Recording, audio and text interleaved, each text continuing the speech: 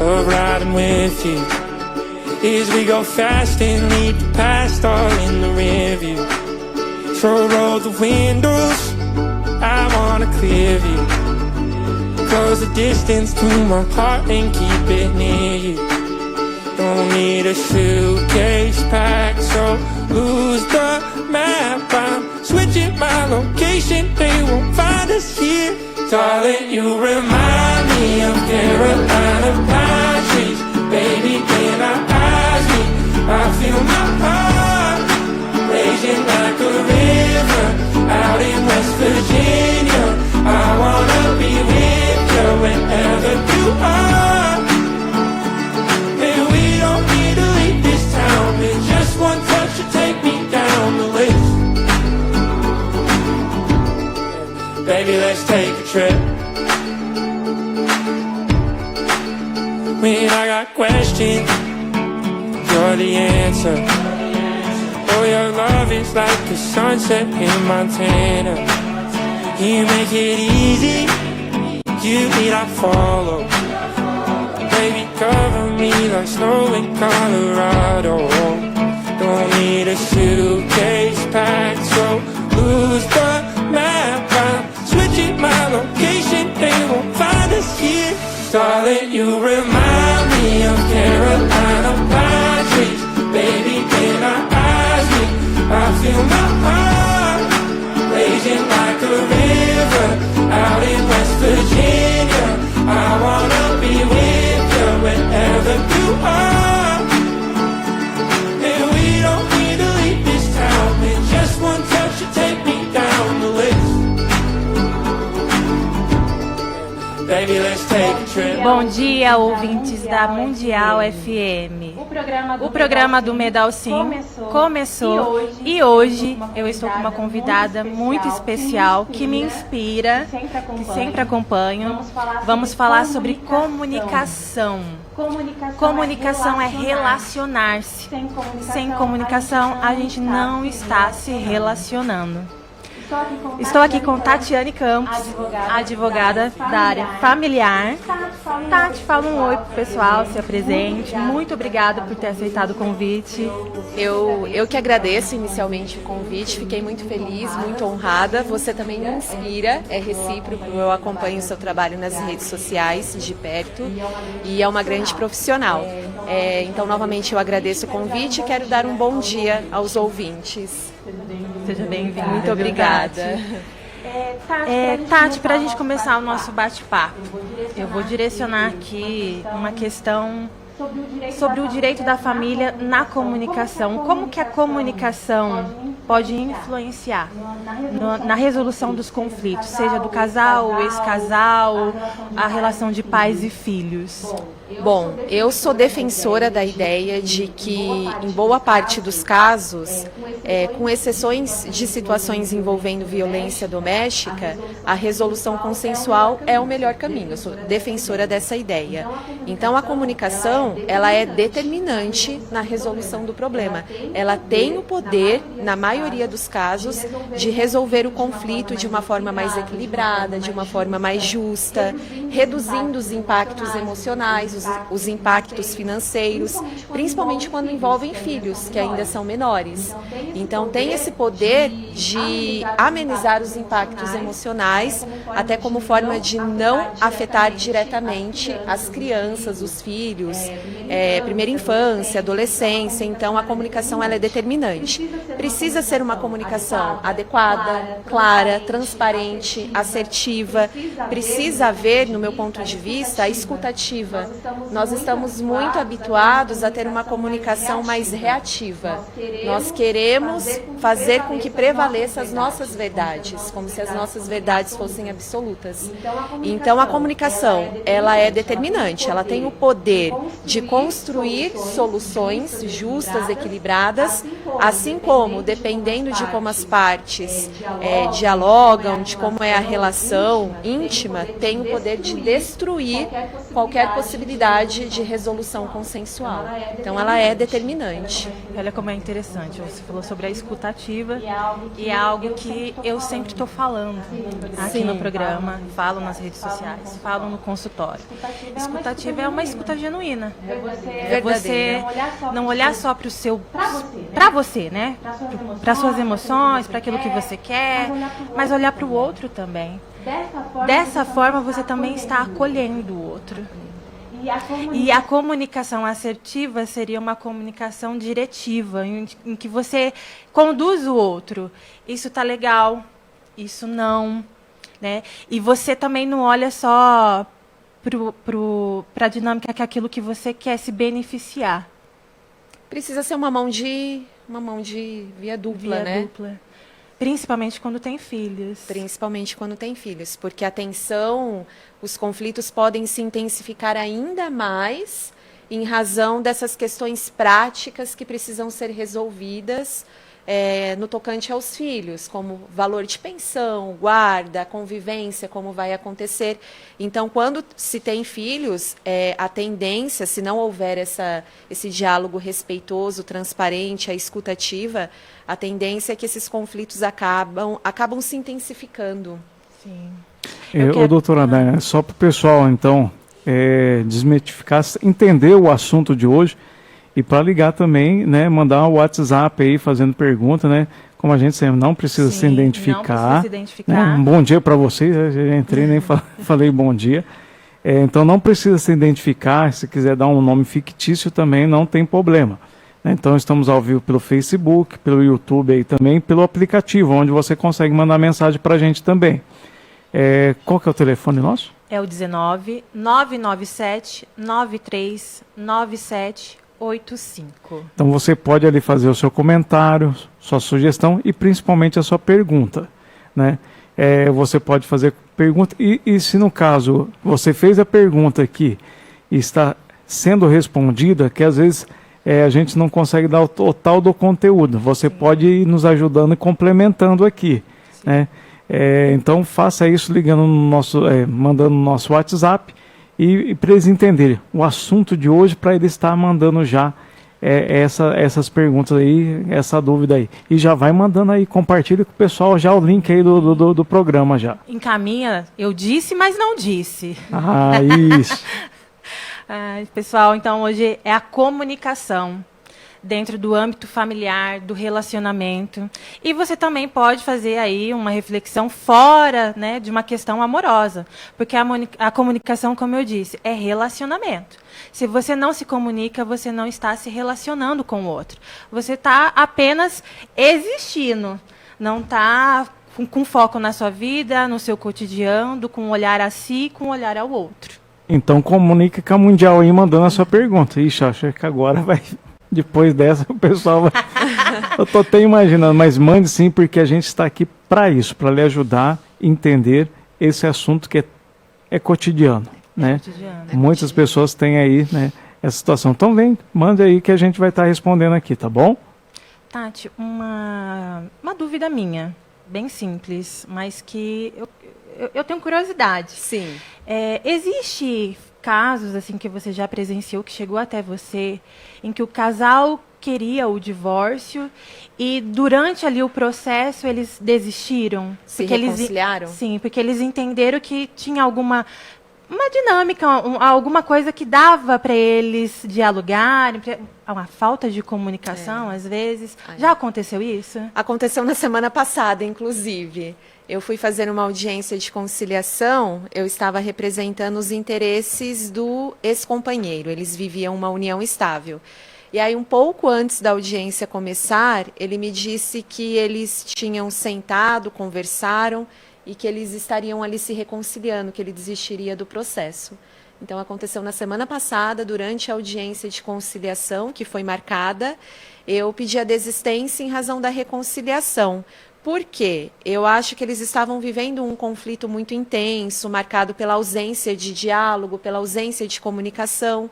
E quando a mulher, a atual mulher, eles continuam juntos, recebeu a intimação em que ele estava pedindo a dissolução da união estável, pedindo para regularizar as questões envolvendo o filho, eu acho que isso foi um choque tão grande para ela, que ela parou para refletir sobre a dinâmica do casal, como eles estavam vivendo, o que precisava ser melhorado.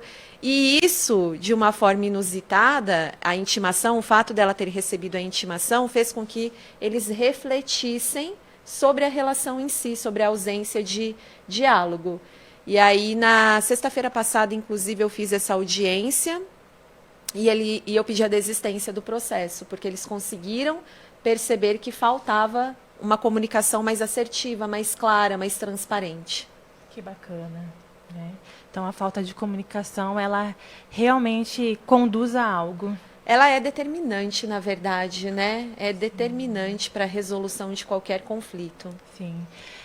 Ontem mesmo eu fiz até uma postagem sobre a teoria do caos. Falei assim, vou colocar, se surgir a oportunidade, eu vou falar até na rádio. A teoria do caos, como algumas pessoas conhecem, é o efeito borboleta, né? Um pequeno evento, ele muda, ele transforma a sua vida pessoal, o seu relacionamento. E, às vezes, você está ali num convívio familiar, amoroso, em que você não consegue identificar que você está num meio de caos. Sim. Quem causa a dor, muitas vezes, não consegue enxergar. Sim. E quem sofre não consegue entender também a dinâmica. Então, tem casais que acabam se divorciando porque não estão tendo uma comunicação. E não tem essa autoconsciência também, Não. né? Acho que não... É por isso que a terapia é essencial, para a gente praticar o autoconhecimento. Acho que não tem essa autoconsciência de que eu estou causando dor e até quem está sendo ferido, machucado emocionalmente, também não consegue perceber exatamente o que está acontecendo. E uma pequena fala, né, um pequeno evento dentro da casa, dentro do relacionamento, você muda. Sim. Muda. Um relacionamento que estava saudável, de repente, ele começa a adoecer. Sim, sim. Então, o olhar para o outro, Sim. de uma forma genuína, isso é importante. Não é só olhar para si, você tem que olhar o seu cônjuge, você tem que olhar para os seus filhos. Isso é muito importante. O Betinho só está balançando a cabeça. Está concordando. Tem que colocar em prática, né? Tem que pôr em prática. E isso realmente vai direcionar vai. o relacionamento. E a gente precisa ter esse cuidado. Será que eu estou olhando também para as necessidades do outro, do meu marido, dos meus filhos, e também observando as minhas necessidades? Quando você comunica ao outro, né, o que você está sentindo, porque você precisa externalizar aquilo. Você comunica e ele começa a se comportar em um movimento de melhoria, as coisas realmente podem melhorar. Sim. Agora, se o outro não se importa com a sua dor e você se posiciona como uma dependência, ele me causa dor, mas é quem eu realmente só busco o abrigo no causador. Você precisa buscar terapia, buscar ajuda, para você fortalecer o seu autoconhecimento, a dinâmica com os filhos. Porque se isso está afetando você, vai estar afetando os seus filhos. E eu acho até que na terapia a gente aprende a se comunicar, porque a gente tem essa tendência da comunicação reativa. Olha, você fez isso, a jogar as nossas verdades no outro sem a escutativa. Sim. Então, acho que a terapia é importante para a gente aprender também a expor os nossos sentimentos de uma forma justa. Que muitas vezes as pessoas não conseguem. Não. Nós não fomos ensinados a fazer isso. Nós não fomos ensinados a trabalhar a escutativa. Sim. Nós fomos ensinados a reagir. Esse é o meu ponto de vista. Você está fazendo isso, não está legal para mim. E essa é a minha verdade absoluta.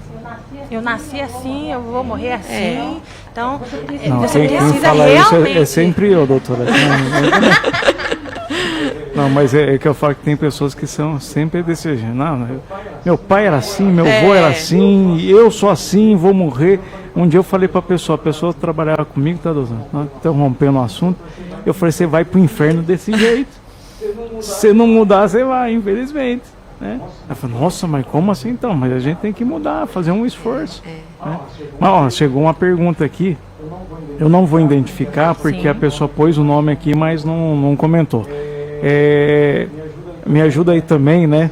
Você que mandou a pergunta, que está ouvindo, já compartilha também com outras pessoas. É que mandou um áudio aqui também. O áudio fica um pouco difícil para me ouvir durante o programa, mas pode escrever aí que a gente vai lendo. Então, eu falo assim, eu tenho 2 filhos adolescentes, né? Se quiser depois mandar, que aí eu falo da complementação, para a gente saber mais ou menos da idade.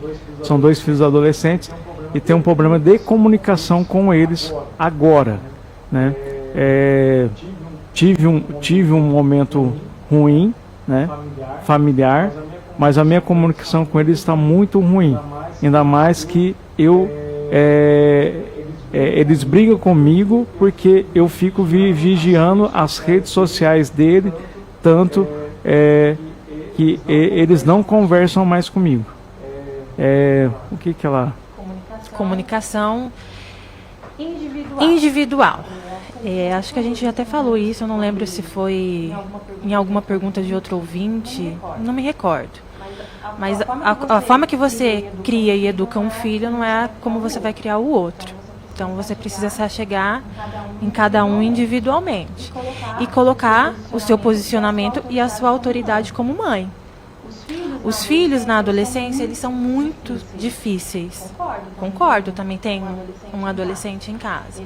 Eles buscam aí dizer que eles estão certos o tempo todo, é o desejo deles o tempo todo, mas é uma fase em que eles não estão tendo consciência, porque eles ainda não têm maturidade o suficiente para entender que toda aquela sua ação de vigiar a rede social é uma proteção, é um amor. E amor não é ausência de limite, não é ausência de você dizer não. Amor é também você impor aquilo que você realmente identifica como mãe, o que é saudável, o que é pertinente para o meu filho. Se eu determinar um tempo para ele fazer uma determinada atividade ou o uso do aparelho celular, da televisão, é você que determina. As regras é da sua casa. Não sei se a pessoa é casada, né?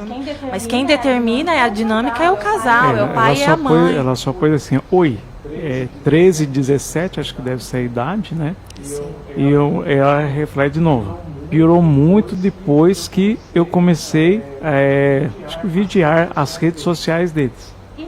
E não retroceda a sua posição. Falo isso não só como mãe, mas como psicóloga.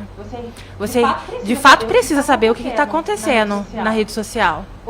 Hoje em dia existem vídeos, youtubers da vida que ensinam umas brincadeiras que pode custar a saúde e a vida do seu filho. Ontem mesmo, eu não sei, porque não estava ali na descrição, nem da legenda do vídeo, nem no áudio.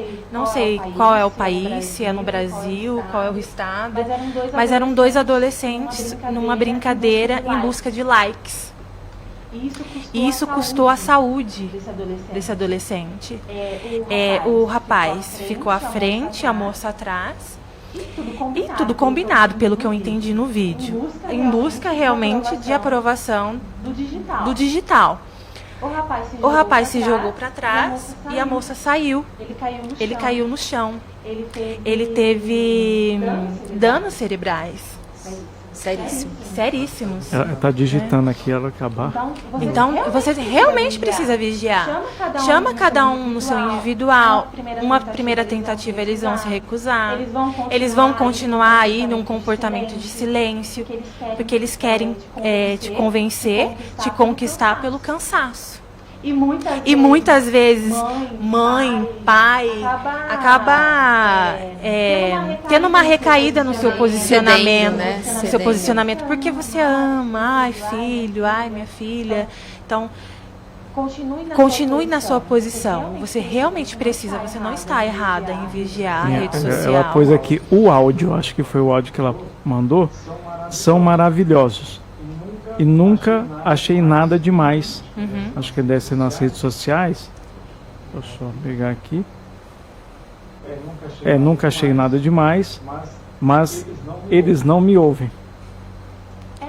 É a adolescência. Você não está sozinha. É a adolescência. Eu acredito que é 13. 13 ele está entrando aí numa fase que realmente a certeza está nele, nela, não sei. E não adianta o pai, o amigo, a avó, o padre, o pastor falar porque ele está certo. Então é uma fase em que você vai ter que ter um jogo de cintura. Deixa o momento deles, respeite o silêncio, mas traga conscientização. Tente uma, tente duas, tente três. Eu não sou a favor de você deixar a livre, à mercê a rede social. Você precisa saber o que eles estão acessando. Até porque podem conversar com alguém de caráter duvidoso. Isso. E existem jogos hoje em dia que existe aquele bate-papo online, que às vezes é um adulto se passando por um adolescente. Então tem muita coisa por detrás do digital. E você está certíssima em estar ali olhando, é o seu amor. E o amor, ele não é a ausência de limites, não é a ausência de você se impor e dizer não. Continue na sua posição como mãe, porque você está certa. É uma obrigação da parentalidade, né? Sim. Vai mandando sua pergunta aí que a gente está à disposição aqui, tá bom? Isso aí, Betinho. Porque acho que essa questão essa questão, a doutora que é mais na parte jurídica, né? Quantas informações, esses tempos, eu acho que foi o João que comentou comigo, o filho estava processando o pai porque o pai não tinha dado o que tinha prometido. Nossa. E era uma família já abastada, vamos dizer assim, uma família já estabilizada com posse, mas o pai prometeu uma coisa, diz, né, ele que prometeu e está cobrando o pai na justiça. Já pensou uma coisa dessa? Perde a hierarquia, né? Sim. O respeito. Tati, diante da sua experiência, em momentos de separação, a comunicação ela é atravessada pela dor e pela mágoa. O que você nos orienta? O como conduzir uma comunicação mais assertiva nessas situações? De fato, tudo que envolve separação, divórcio, existem as emoções. E é natural que a gente sinta raiva, é natural que a gente sinta ódio. A gente precisa reconhecer que esses sentimentos, essas emoções são legítimas. Mas nós não podemos permitir que essas emoções conduzam as questões práticas. Eu acredito que a gente precise aprender a separar as emoções das questões práticas que precisam ser resolvidas. Porque se não fizermos isso, o ressentimento vai interferir na resolução do conflito, o ódio, a raiva, independentemente do que tenha acontecido entre o casal, na dinâmica do casal. Então eu sugiro, em primeiro lugar, buscar terapia. Não tem outra solução, não tem outra alternativa. A primeira providência é a busca da terapia para conseguir administrar melhor, gerenciar melhor as emoções, de modo que isso não interfira na resolução do conflito e principalmente de modo que as emoções, raiva, ódio, rancor, principalmente quando existe traição, não acabe repercutindo na vida emocional dos filhos, porque daí os pais acabam usando os filhos, ainda que não de forma deliberada, mas acabam usando os filhos como instrumento, como mensageiro. Então eu sugiro, primeira providência, buscar terapia para aprender a separar as emoções das questões práticas. E hoje, no direito de família, o direito de família valoriza muito ferramentas que estão já disponíveis para a resolução consensual do problema, como a conciliação, a mediação. Hoje existe a figura do conciliador, do mediador. Não necessariamente precisa entrar com processo litigioso e depois pedir uma audiência de conciliação. Essas medidas podem ser adotadas previamente, antes de buscar o litigioso, antes de buscar o juiz, o judiciário, o tribunal para resolver o problema. O conciliador, ele tem um papel um pouco mais ativo, ele pode sugerir possíveis soluções para o casal, ele está ali para facilitar o diálogo, para presidir a sessão, para, na verdade, assegurar que vai prevalecer o respeito entre as partes, e ele tem esse papel mais ativo, ele pode sugerir soluções para as partes. O mediador, ele tem mais o papel só de facilitar o diálogo, mas ele não faz sugestões em relação às possíveis soluções. E claro, isso acompanhado do advogado, cada um com seu respectivo advogado, para que o advogado também possa opinar do ponto de vista jurídico, do ponto de vista legal. Então, hoje, o direito de família prioriza a resolução consensual e existem ferramentas para isso. Sim. E você falou um ponto muito importante sobre a terapia, da pessoa conseguir lidar com as suas emoções. E tem pessoas que não conseguem identificar. Não é só porque eu que pedi o divórcio que eu não vou ter o meu processo de luto. Sim. O processo de luto, ele existe é inevitável, né? Para ambas as partes. Para quem não esperava o pedido e para quem já e para quem pediu. Então é você desmoronar algo, vamos dizer assim, que você tanto idealizou. E não é porque você decidiu desfazer esse laço que isso não vai te causar dor. E você não pode ignorar isso. Principalmente se você tiver um filho. Não é que sem filho é mais fácil. Não é, mas com um filho os conflitos podem se intensificar. Sim, e o filho, ele se espelha muito no pai, na mãe. Então você precisa ir em busca de saber lidar com esse processo de luto. Você fez uma quebra de algo em que você idealizou, que você construiu. E às vezes o divórcio, ele não foi algo consensual. Exato. Às vezes o divórcio, ele não teve uma comunicação assertiva. São vários fatores, né? Várias vertentes. E é o que você disse, a gente precisa lidar com essa desconstrução. A gente vai ter que desconstruir todas aquelas expectativas que foram criadas ao longo do casamento, ao longo da relação. Eu mesma já passei por uma separação e ainda que eu tenha tomado a iniciativa de me separar, eu tive que lidar com esse luto, porque eram as minhas expectativas que estavam sendo ali desconstruídas. Não era nem em relação ao outro, eram as minhas expectativas. Sim, com certeza. E isso gera até um questionamento pessoal nosso, né, Tati? Eu também passei, já falei isso, acho que no segundo programa também já passei por uma separação. Temos até uma história um pouco semelhante. Bem parecida. Né? Acho que por isso que eu me identifico muito com você, por isso que eu acabo me inspirando muitas vezes, até nos seus posts, em tudo que você faz. Então, isso acaba trazendo um rompimento interno sobre até quem somos. E agora? Como é que eu vou conduzir o meu filho, a minha filha? Então, a busca de terapia. Eu sou psicóloga. Então, às vezes eu mando mensagem para minha psicóloga. Eu preciso. Arruma um horário aí. Tanto que no conselho, né, federal aconselha, tem lá a orientação, todo psicólogo precisa estar em terapia. Todo mundo precisa disso. Todo mundo precisa. Na verdade, eu sou defensora de que a psicologia, ela deveria estar na escola. Concordo, desde o início, Desde o início. Porque existe esse tabu de eu que não sou psicólogo, concordo com você, né? É uma forma de orientar as pessoas desde lá da infância. Porque fica esse tabu. O que são as emoções, o como lidar. Iria minimizar muito todo o caos que muitas vezes a gente enfrenta. Dentro de casa, um ambiente disfuncional. Sim. Talvez você já faz um acompanhamento desde, né, de uma idade menor, né? Então essa construção vai ser, né, melhorada com o crescimento. Eu né? acredito que a sociedade, ela seria bem melhor. Com certeza, com certeza. Isso precisa ser mudado rapidamente, porque eu sou de uma geração que psicólogo é para quem é louco. Eu já ouvi isso Você não queria falar, mas eu É falo. exatamente isso. Então, eu sou... Eu fiz faculdade ouvindo as pessoas falando isso. Psicologia é coisa de louco. E não é. E as pessoas, a gente tem que deixar bem claro para quebrar esse paradigma, né? Sim. Eu também tinha um quê também, não me insistiram muito até eu procurar uma ajuda psicológica no momento que eu estava. Então, eu estou falando para mim, estou desabafando. Mas eu já falei nos outros programas já, né?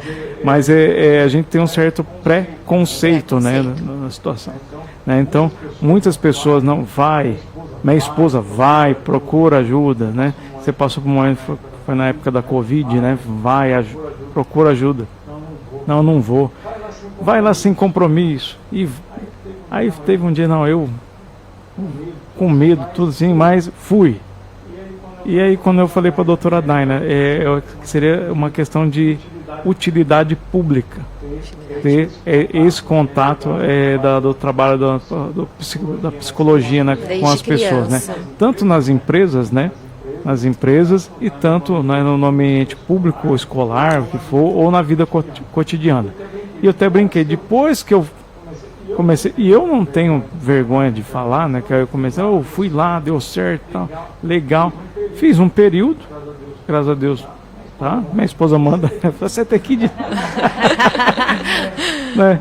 Mas depois começou a aparecer pessoas que estavam no meu lado, pedindo para mim ir. Eu faço terapia ainda. Eu nem sabia. Olha, ele falou assim, mas você faz? E por que você não me falou antes? E você me mandava aí. E outras pessoas que não tinham me falado foram se abrir. Eu fiz em tal dado momento. Então não tenha medo. Né? Ainda vai existe lá, preconceito. Faça uma experiência. Né? Você está indo no psicólogo, você não está indo no psiquiatra. Né? Já é diferente. Né? Os estudos são diferentes. Então o psicólogo está ali para te ajudar a descobrir e desmitificar o que você está sentindo no momento. E temos uma pergunta aqui. Eu tentei ler ela aqui, porque o texto está muito grande. Eu vou tentar resumir, tá? E vamos lá. Vou tentar resumir aqui.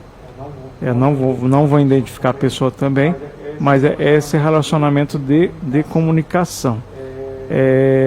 A pessoa fala que... Nossa, acho que eu li umas 3 vezes a hora que vocês estavam falando aqui. Ela é separada. Hoje ela tem a guarda do filho. O filho é adolescente. E ele vai, acho que deve ser guarda compartilhada, né? Que também fica com o pai. O pai já casou novamente. E ela elogia que a boadrasta, falou assim, quem casou com ela é uma pessoa ótima. Só que o meu ex-marido, quando vai, ele talvez fica colocando as coisas na cabeça da criança. Hoje ela fala que ela tem uma estabilidade muito boa financeira, e ela cita aqui, nada contra, mas ela fala que tem uma situação financeira melhor do que do ex-marido. Dá tudo pro filho, só que quando ele fica com o pai, ele volta de cabeça virada. E é tudo contra ela, o que faz, ela está errada, ela diz, eu estou errado. E olha que interessante que ela fala. E a pessoa que é casada hoje, que ela cita aqui, que é uma pessoa assim, tenta aconselhar da melhor maneira possível pro meu filho, que não é filho dela, que eu não sou essa pessoa que o pai dela, que o ex-marido dela falou, olha aqui, que errou. Isso pode configurar até alienação parental. E ela falou que toda vez que ele fica lá com o pai, ele volta com alguns pensamentos diferentes aí em relação dessa vida cotidiana que ela tem com a mãe. E a madrasta, né, vamos dizer que está casada, fica dando dica para a criança que a mãe não... Ainda bem, né? Isso aí eu tô surpreso, tô achando surpreso, tô batendo, porque é raro. Muito raro. É raro. É muito raro. Muito raro. No meu ponto de vista, ela tem que realmente fortalecer o vínculo com esse adolescente. É adolescente? Só um detalhe, porque ela diz aqui que ela vive esse embate. Se ela pode fazer alguma coisa perante juridicamente, perante a justiça. Sim, é alienação parental. Acontece exatamente quando um dos pais acaba distorcendo a imagem do outro para o filho. Isso configura alienação parental. Inclusive, existem algumas penalidades para o alienador. Ele pode perder a guarda, por exemplo, inverter a residência, não é o caso dela, porque já mora com ela. O juiz pode aplicar uma advertência, pode aplicar multa. Então, existem penalidades para o alienador. O grande X da questão é que ela precisa reunir indícios de que a alienação parental está acontecendo, no processo, né? Porque processo é prova. Dura é pegar a testa. A madraça. O que eu sugiro nesses casos? Que o adolescente seja submetido à terapia, porque ali na terapia ele vai ter um ambiente seguro para dizer exatamente o que está acontecendo, a dinâmica, como que é o convívio com o pai. E aí o psicólogo pode, inclusive, se determinado pelo juiz, o psicólogo particular, fazer um relatório e para que a gente junte no processo. Então, novamente, do ponto de vista legal, como meio de prova, a terapia é o caminho. Ela cita aqui que fala assim, um dos detalhes que sempre vem à tona que a criança joga na minha cara, apesar de ter, acho que, uma vida estabilizada. O pai, acho que fala para a criança e ela sempre joga. O pai falou que você acabou com a vida dele. É alienação. E ela pôs aqui no final, aqui, mãe, agradecemos a pergunta aí. Ela pôs, deixa comigo. É uma terapia para ela também, aprender a lidar com a situação, com a dinâmica. Porque ela também precisa, eu acredito que por mais que ela tá ali detalhando o que está acontecendo, isso também causa dor nela. Com certeza, com certeza. Então, buscar a terapia para você olhar para si sem culpa, porque muitas vezes você não verbaliza, não demonstra esse sentimento de culpa, mas você está ali cultivando dentro de você a culpa. E saber lidar melhor com o seu filho, fortalecer esse vínculo para que ele realmente tenha ali uma base do que é real e o que está sendo criado para afastar o vínculo materno. Doutora, né, nesses casos, né, acho que aparece bastante lá, né? Parece assim, não sei? Não, infelizmente, não era para ser assim, quando, mas quando o chega cotidiano. até vocês, né, que vamos dizer, chega no advogado, o João aqui também é advogado. Sim, ele comentou comigo. Mais de 28 ele anos, comentou. Né? Hoje já não advoga mais porque ele fez a boa escolha. Ele aposentou da advocacia. E só que assim, vocês, quando chega lá no escritório, todos, vocês têm só fazer a parte jurídica ou vocês procuram um especialista? Vocês aconselham ou não? Não sei. Eu particularmente sim, eu aconselho, porque... Tô falando que é uma pergunta, eu não sei aconselho, se todos... porque eu preciso do trabalho do psicólogo, até para que o processo seja conduzido de uma forma mais leve, menos impactante, menos desgastante, para que a cliente entenda as emoções, consiga identificar as emoções, aprenda a lidar com a situação. Então, eu particularmente sempre aconselho a buscar terapia, a buscar ajuda do psicólogo para que o processo possa ser um pouco mais leve, se isso é possível, né? Um processo litigioso, um pouco menos desgastante. É porque a gente está falando da comunicação, né? Eu fico imaginando a pessoa chega lá, marca um horário, né? Já tem os honorários, né, da doutora, sim, tudo, e fala, não, quero separar lá do meu marido, ou o marido diz, não aguento mais, quero separar. Vai entender primeiro, tal, por que chegou a situação, que nem a doutora citou aí, dependendo, se resolveram ali. Eu sempre falo, você tem certeza. Que é a melhor opção, né? Eu acho que a doutora fica até feliz. Você tem certeza de que é uma decisão definitiva, que você deseja a separação, deseja o divórcio, porque isso depois é irreversível, só casando de novo, só fazendo novamente uma união estável. Inclusive, recentemente eu perguntei para um cliente que estava meio balançado, eu falei, mas você tem certeza de que é isso que você deseja? Ele não tinha certeza.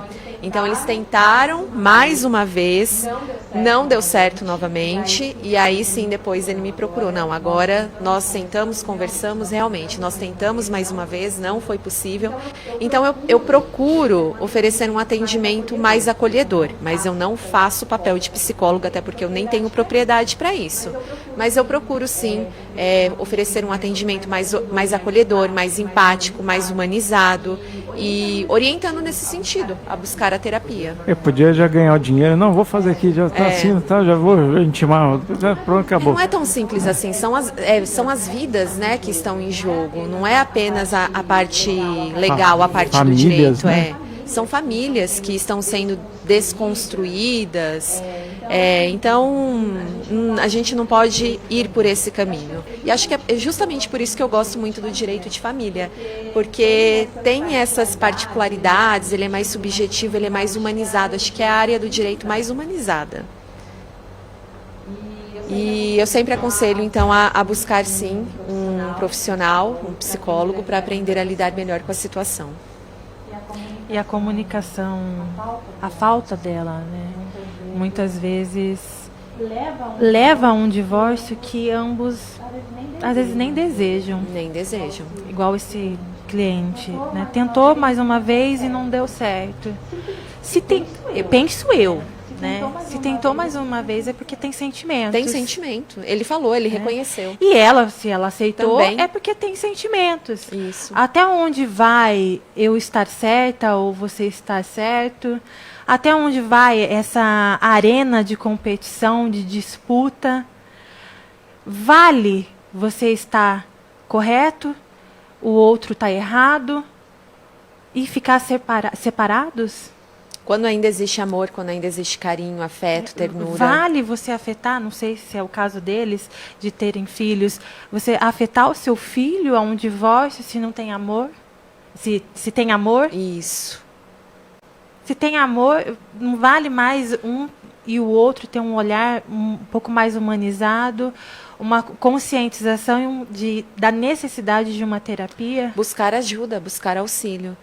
Eu acho que era o que a gente estava comentando. As pessoas ainda têm esse preconceito. Existe ainda esse tabu. E eles não procuram a terapia. E aí, vive aí, sei lá, anos de sofrimento. Anos. E aí começa um novo relacionamento com as mesmas crenças, com os mesmos problemas. É um ciclo que vai se repetindo, pessoa, mas os problemas permanecem os mesmos. Exato. Aquele padrão que às É. vezes, eu me divorciei do fulano, da fulana, mas existem padrões dentro de nós. Existe. Não adianta você mudar o sujeito. É o interno. Se você não buscar um autoconhecimento, uma ajuda de um profissional, reconhecer que você também é falho. Exato. Reconhecer que você também pode adoecer alguém. Reconhecer que você precisa de mudança para fortalecer os seus laços. Reconhecer é uma palavra que, se a pessoa tiver um olhar para si, as coisas mudam. E bastante, né? A rota da sua vida não é você querer ser o certo absoluto. Você precisa desarmar. Desarmar. É abrir espaço. É ter espaço para uma conversa saudável, reconhecendo erros, reconhecendo acertos. E às vezes, a falta de... Não é nem de empatia. Me fugiu a palavra Maturidade. agora. Maturidade, de reconhecer que você... Ter essa consciência. Trazer a consciência. Poxa, eu errei. Vou lá pedir desculpa. Mas a pessoa não vai falar comigo. Gente, o não você já tem. Você está indo em busca do sim. Sim. Igual a Tati acabou de falar, né? Depois que o divórcio foi feito, é só Casando de novo. Mas o não você já tem. Vai em busca. Tentar uma reconciliação. Assuma que você também errou. Assuma que aquela pequena palavra, que por mais que para você não... mas foi uma coisinha de nada. Para o outro foi uma coisa imensa. Reconheça. Atos falhos existem em mim, existem em todo mundo. Uma dinâmica, por menor que foi para você, para o outro, foi imensa, né? O efeito borboleta, de novo, né? Um pequeno evento muda, transforma o relacionamento. Então se achegue. Não tem o porquê você se afastar de algo que você tanto anseia, que você deseja para sua vida. Vai viver num sofrimento, muitas vezes eterno, porque tem pessoas, eu conheço pessoas que não conseguiram mais se relacionar Por causa dos traumas. Busque terapia, vai lá, um Existe autoconhecimento. o inverso também, né? Existem as pessoas dependentes emocionalmente, como você disse, Sim. que permanecem no casamento justificando que é para o bem dos filhos. Permanecem num casamento que tem...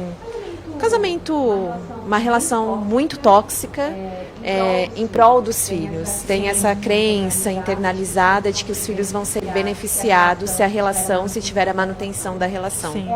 É aí onde eu já trouxe uma reflexão sobre isso em outro programa. Analisa a dinâmica familiar. Vale a pena o filho ficar ali observando, ouvindo discussões? É o exemplo que ele vai... Ou às vezes tem gente que eu já ouvi falando, mas a gente não discute. Mas o filho e a filha não vê o amor. Percebe que falta esse vínculo. Você está educando e ensinando os seus filhos a permanecerem em laços que não têm amor, que não tem aquela afetividade, que não tem aquele compromisso. E provavelmente na fase adulta vão reproduzir. São essas pessoas que eles vão atrair, mais distantes emocionalmente, que se fecham, que não têm vínculo. E é vasto, né? Você vê o assunto aqui, com você tratando, né? É um leque muito grande, né? Sim. Eu tenho uma pergunta aqui, a gente não identifica, a pessoa manda, se não quiser, mas eu não vou identificar mesmo, porque às vezes, né, mas ela fala assim, né, como ela escreveu aqui, ela falou, tem uma filha, né, contei um erro do passado, né, eu não cito o que é, contei um erro do e só tenho ela, vivemos bem, mas qualquer questionamento, ela acho que traz à tona esse assunto, desse erro dela do passado. E houve ocasião que ela falou assim, vou chamar o conselho tutelar. E eu questionei, aí falar aqui, né, para me resumir, acho que foi questionado aonde ela conseguia, por que isso, e falou que foi uma amiga dela que falou para chamar o conselho tutelar, né? Ela falou assim, não, aí no final ela falou assim, não faz sentido, né? Não sabemos qual foi o erro também que ela, né, comenta aqui, mas ela fala, então, ela contou um erro do passado e hoje ocasiona essa ela fala que vive bem, mas qualquer, vamos dizer, estupinha ali vem à tona isso aí. Até vamos dizer, na questão de juridicamente levantar essa questão, né? Poxa, um filho falar que vai chamar o conselho tutelar, né? Para a mãe, para o pai ou para o responsável, né? Também vou colocar, às vezes tem pessoas que são responsáveis por crianças aí, não sei, né, também não citou a idade, mas como que fica isso daí? A dica minha, tem que procurar também uma ajuda, né? Precisa, é uma situação séria, né? O próprio filho fazendo essa chantagem emocional com o erro do passado. Eu não sei dosar, né? Porque não pontuou falou o erro. que foi. Mas dependendo do que foi, seria interessante e muito pertinente até. Tanto o filho quanto ela buscar ajuda profissional. E não falo nem do mesmo profissional, tá? Cada um com o seu profissional, com o seu psicólogo. Para saber lidar com isso. Mas depois ela também pode fazer conjunto ou não, para entender o assunto? Vai depender também da dinâmica ali. Dessa dinâmica. Eu não sei o que é. Eu não sei o que é. Então, pode ser que no decorrer de tudo os dois psicólogos troquem figurinhas. Eu não sei o que é. Mas é interessante cada um ter o seu profissional, porque o profissional ele não pode se contaminar, Sim, né, com as informações, para saber lidar e conduzir melhor a terapia. Mas ela também precisa não se culpar. Eu sinto ali, pelo pouco que ela falou, um sentimento de culpa, não só pelo que fez, mas por ter entregue um segredo ao filho, à filha. Terapia. Terapia. Terapia. Terapia. Sem sombra de dúvidas. É complicado, mas está aberto aqui, né? A rádio, a doutora Daina também deixa aberto. Se você quiser, só eu quero procurar a doutora Daina. Pode, já houve ocasião aqui, né? A gente passa o contato seu para ela e se não for com ela, ela vai te encaminhar para o melhor especialista, a melhor opção para estar lhe ajudando, né? Mandando um abraço aí para o pessoal que tá ouvindo aí, né? Esse pessoal que tá fazendo as perguntas, manda ali para a Isaura Raso, que sempre é a fã número 1 aqui, é o Paulo Cardoso, o Everton, a Eva Santos. Abraço, pessoal, muito obrigada. E essa é a fã número 1 do programa. Quem que é? Isaura. Não é, do programa. Do programa? É uma senhora chamada Zaramella. Ah, minha mãe! Isabel Zaramella! Oh, mamãe do meu coração, minha vida. Como que seria da minha vida sem essa Isabel? Se ela não tiver, um dia traz sua mãe aqui pra gente conhecer ela. Olha, vocês vão pensar que ela é minha irmã. Olha só. Vai puxar a orelha dela aqui no ar. Vai mesmo. Mas você pode continuar, temos mais alguns minutinhos aí, né? Se tiver alguma pergunta ainda pertinente, pode mandar aqui. Ou pode mandar fora do ar. O programa fica gravado, então você pode mandar para a pessoa depois, estar assistindo. E você pode fazer pergunta no pós, se tiver alguma dúvida, né? Ou você assistiu o vídeo aí daqui uma semana, 2 semanas?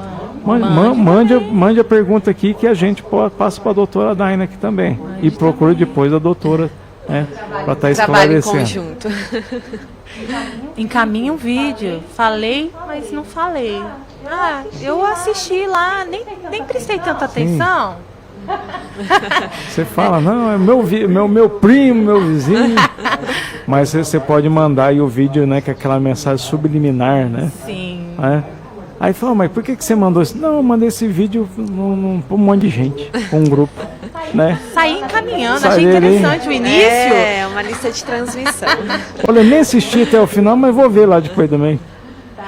Tati, agora o seu ponto de vista, para a gente ir encerrando o programa.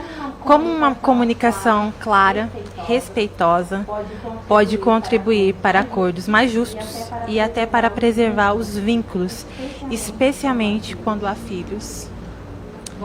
Bom, a comunicação clara, assertiva, respeitosa é a base para que a gente consiga fazer qualquer acordo mais justo e mais equilibrado. Sem uma comunicação com essas características, infelizmente o problema acaba sendo levado ao judiciário, acaba indo para o litigioso. Então é a base. E a comunicação assertiva tem o poder de amenizar esses impactos emocionais na vida dos filhos principalmente, os impactos financeiros. Por quê? Porque as partes vão ter a oportunidade de resolver o problema conforme as necessidades de cada um. E isso, nem sempre, ou na maior parte dos casos, não acontece quando a decisão cabe a um terceiro, que é o juiz de direito. Nós temos essa ideia de que o judiciário é sinônimo de justiça. E não é bem por aí, porque as decisões judiciais, processo é sinônimo de prova. Se a gente não conseguir provar algo de forma segura, de forma assertiva, o juiz pode entender que aquilo não ficou demonstrado de forma cabal e, por exemplo, entende que não é de direito da mulher ou não é de direito do homem a partilha de um determinado bem. Pode entender que a guarda compartilhada, mesmo num contexto, mesmo numa relação disfuncional, tem que ser aplicada por ausência de provas. Quantas mulheres não sofrem violência doméstica e nunca registraram um boletim de ocorrência? Não tem uma prova sequer. E aí vai para o judiciário e o judiciário entende que, como a guarda compartilhada é a regra, ela tem que ser aplicada em benefício das crianças. Então, inúmeras injustiças podem ser cometidas em um processo litigioso. Não são decisões tão equilibradas como a gente pensa. Então, por meio da comunicação assertiva, adequada, respeitosa, as partes têm a oportunidade de resolver aquela questão conforme as necessidades de cada um. É claro que tudo que envolve violência doméstica é difícil, é quase impossível chegar ali numa resolução consensual, porque existem outros fatores, né? Mas em boa parte dos casos, a boa comunicação ela é determinante.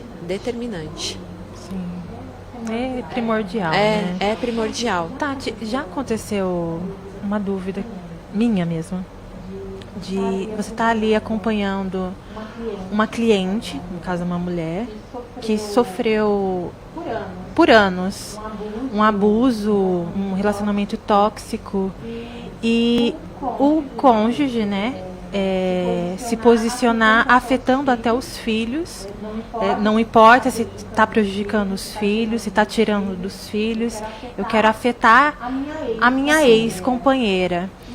E você vê, acompanhar essa mulher perder praticamente tudo o que conquistou, porque ela só quer se ver livre daquilo que foi abusivo, que foi tóxico, e muitas vezes até a família, amigos, nem conseguem acreditar, porque viveu num mundo ali com uma pessoa narcisista, que conquista Mascarado, né? todas as pessoas ao seu redor, mas dentro do âmbito familiar é aquele carrasco. Já aconteceu de você ficar uma pessoa bem dolorida diante da situação, né? É uma dor que acaba vindo para você diante de uma situação dessa? Sim, infelizmente isso acontece mais do que a gente imagina, porque a mulher que viveu nesse ambiente disfuncional, que foi vítima de violência doméstica, muitas vezes ela está tão vulnerável emocionalmente falando, que ela só quer pôr fim ao casamento, ela só quer pôr fim à dissolução da união estável. E ela não tem essa preocupação, por exemplo, com patrimônio, se ela vai ficar ou não com parte do patrimônio, se os filhos, se a guarda vai ser unilateral ou compartilhada, ela só quer colocar fim ao casamento, porque é como se automaticamente ela colocasse fim à dor emocional. Mas na prática a gente sabe que não é bem assim, né? Que ela tem traumas, que ela vai precisar ser submetida à terapia, porque senão ela pode atrair um outro companheiro com essas mesmas características. Mas eu já presenciei sim, inclusive já presenciei casos envolvendo prática de violência doméstica, em que o filho era um casal, e o filho hoje acho que tem 12 anos de idade, salvo engano, e ele presenciava as discussões, ele presenciava a manipulação do pai, ele presenciava as agressões físicas, verbais. Quando os pais se divorciaram, ele se afastou literalmente do pai. Ele não quis manter mais a convivência. A menina não, a menina era mais nova e não tinha tanta consciência do que estava acontecendo. Então o pai conseguia influenciá-la, conseguia manipulá-la. Comprando também, levando ao shopping, levando a passeios, comprando brinquedos. O menino não. O menino, acho que ele já era maior, então ele tinha essa consciência, ele queria defender a mãe. É como se ele estivesse ali fazendo o papel de um adulto em um ambiente disfuncional. E quando os pais se divorciaram, até hoje, já faz mais de 2 anos que esses pais se divorciaram. Ele não convive mais com o pai, em razão desses traumas, ele está passando por terapia. E não convive também mais com a família paterna, com os avós paternos, porque tinha esse mesmo comportamento de manipular as pessoas, manipular a situação. E o pai já tentou, por reiteradas vezes, se reaproximar dele, inclusive no aniversário, falando que queria levá-lo para jantar. Ele é bem categórico, bem enfático no sentido de que não, mas porque ele presenciou todas as agressões físicas, verbais, toda a manipulação, e ele só tem 12 anos, e ele queria só proteger a mãe dele. Imagine isso na fase adulta. Que forte, né? Triste, né? Acaba sendo triste. Porque, e aí o pai fala que a mãe pratica alienação parental, ele alega isso, mas não há mesmo alienação parental por parte da mãe. Ela tem que se proteger por causa das investidas do pai, que mesmo com o fim do casamento continua assim, fazendo investidas para atingir a mãe. Mas ali não há alienação parental. Partiu mesmo da própria criança por ter presenciado tudo aquilo por tantos anos. Que bom, que assim, tem até um lado, a gente pode dizer que positivo, dele se recusar a estar nesse ambiente, nesse vínculo, porque ele está em terapia e isso não pode, acaba não interferindo tanto, né, um retrocesso, Sim. porque ele não está num ambiente. Sim. E ambientes influenciam. Sim, com certeza. Seria muito mais difícil o trabalho do psicólogo se ele se mantesse nesse convívio, nesse vínculo. Nesse ambiente hostil, né? Sim. Eu acho que agora é trabalhar essa figura paterna, que para ele a figura paterna, acho que ele tem crenças de que o pai é isso, o pai é aquilo. Acho que trabalhar essa ausência do vínculo paterno na vida dele. E vai ser um trabalho, né, por um outro ângulo. Tem um lado positivo, mas por um outro Tem um ângulo lado negativo. tem um lado negativo em que o psicólogo vai ter que trazer essa consciência, tentar trazer essa consciência a esse adolescente. E isso pode ir à fase adulta dele até mesmo ter dificuldades em se relacionar. Nossa, gente, isso é tão amplo. Se a gente abrir um leque... Tão profundo, né? Então, espero que esse adolescente consiga lidar com essas dores, consiga ser um adulto melhor que o pai foi para ele. Exatamente. Porque os padrões, né, o passado ele marca, mas o futuro quem determina é você. Você ele pode possa, quebrar os padrões, isso. ter uma forma de amar e de se comportar diferente daquilo que você recebeu. Isso aí. Ô, doutora, nem viu, né? O horário, né? Olha, passou rapidinho, né? Olha, é mesmo, Passa foi. rápido. Não parece, né? Mas parece. Uma hora rapidinho. é pouco. A gente já finalizando, né? Sim. Porque o homem já está aí já. Já esse, chegou. Esse aí, depois eles conversam com ele, ó. Né? Uma psicóloga, uma do jurídico aí tenta colocar ele no lugar, que é o Nares. Mas já fazendo as considerações finais já pra gente já Sim. repassar essa bola para ele aí. Muito obrigada a todos os ouvintes, Pirassununga e região. Muito obrigada, Tati, pela parceria, pela companhia. Espero aceitar outros convites para estar Com aqui certeza. juntamente comigo, com um ouvinte. E busquem o programa, assim, só para finalizar. Já disse isso, eu vou repetir. O programa não é para ensinar você a ir em busca de uma perfeição, tá, gente? É trazer conscientização. Eu falho, mas tem como eu reconhecer o meu ato falho, tem como eu me aproximar, me reconstruir em laços. Conscientize-se. É essa a dinâmica, trazer autorreflexão para vocês. Impactamos uma vida hoje, já ganhamos, né, Betinho? Sim, com certeza. O programa, a gente já fica feliz já. Sim. Um beijo a todos. Abraço. Tchau, tchau. E um feliz, né? Um bom final de semana. Bom final de semana. Final de Aguenta- semana a todos. Muito Aguenta aí que obrigada aí pelo semana que convite. vem tem Do Medo ao Sim, segunda-feira. Vai ter convidado? Não, né? Não. Segunda-feira é especial. A gente fala da minha vida. Tô brincando. Tchau, tchau. Até mais. Tchau.